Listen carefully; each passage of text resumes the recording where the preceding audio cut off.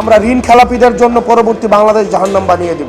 নির্বাচিত হলে ঋণ খেলাপিদের জন্য পরবর্তী বাংলাদেশ জাহান্নাম বানিয়ে দেয়া হবে বলে হুঁশিয়ারি দিয়েছেন কুমিল্লা ৪ আসনে ১১ দলীয় জোট মনোনীত প্রার্থী ও এনসিপি নেতা হসরত আব্দুল্লাহ। তিনি বলেন, ঋণ খেলাপি হওয়ার দায়ে কুমিল্লা ৪ আসনে বিএনপি মনোনীত প্রার্থী মঞ্জুরুল আহসান মুন্সির প্রার্থিতা বাতিল হওয়া ব্যাংক ডাকাত ও ঋণ খেলাপিদের জন্য একটি বার্তা।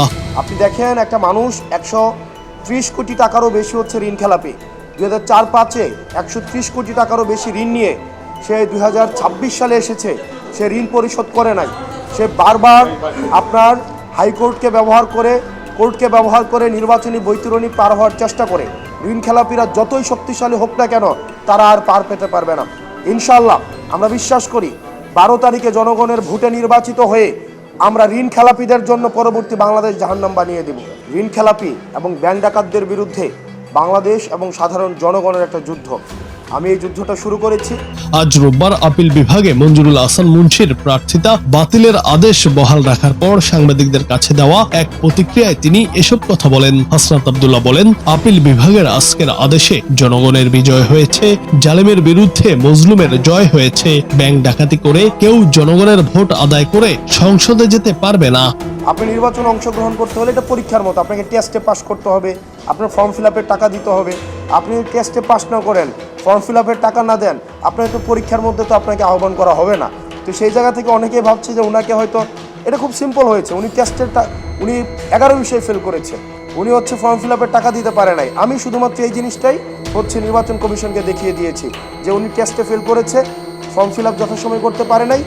এখন এই কারণে ওনার প্রার্থিতা আজকে এই যে মহামান্য হাইকোর্টের রায়ে আজকে এই জায়গায় এসে আপিল বিভাগের রায়ে আজকে এই জায়গায় এসে পৌঁছেছে। এটা যখন আমি মামলা করলাম, আমার আইনজীবীদেরকে বিভিন্নভাবে ভয়ভীতি দেখানো হয়েছে, আমাকে বিভিন্নভাবে ভয়ভীতি দেখানোর চেষ্টা করেছে, কিন্তু হসরত আব্দুল্লাহ কখনো কোনো ভয়ভীতির কাছে মাথা নত করবে না। এর আগে ত্রয়োদশ জাতীয় সংসদ নির্বাচনে কুমিল্লা ৪ আসনে বিএনপি মনোনীত প্রার্থী মঞ্জুরুল আহসান মুন্সির প্রার্থিতা ফিরে পেতে করা লিভ টু আপিল খারিজ করে দেন আপিল বিভাগ। এর ফলে নির্বাচন থেকে ছিটকে গেলেন তিনি। ঋণ খেলাপির অভিযোগ এনে মঞ্জুরুল আহসান মুন্সির মনোনয়নপত্র বাতিলের জন্য নির্বাচন কমিশনে আবেদন করেন ওই আসনে জাতীয় নাগরিক পার্টির প্রার্থী হসরত আব্দুল্লাহ। গত ১৭ জানুয়ারি বিকেলে কুমিল্লা ৪ আসনে ঋণ খেলাপির অভিযোগে বিএনপি প্রার্থী মঞ্জুরুল আহসান মুন্সির মনোনয়নপত্র বাতিল ঘোষণা করে ইসি। প্রার্থিতা ফিরে পেতে এবং ইসির সিদ্ধান্তের বৈধতা চ্যালেঞ্জ করে তিনি হাইকোর্টে রিট করেছিলেন। গত ২১ জানুয়ারি হাইকোর্ট সেই রিট সরাসরি খারিজ করে দিলে তিনি আপিল বিভাগে আবেদন করেন। জুনায়েদ আহমেদ, বাংলা টিভি।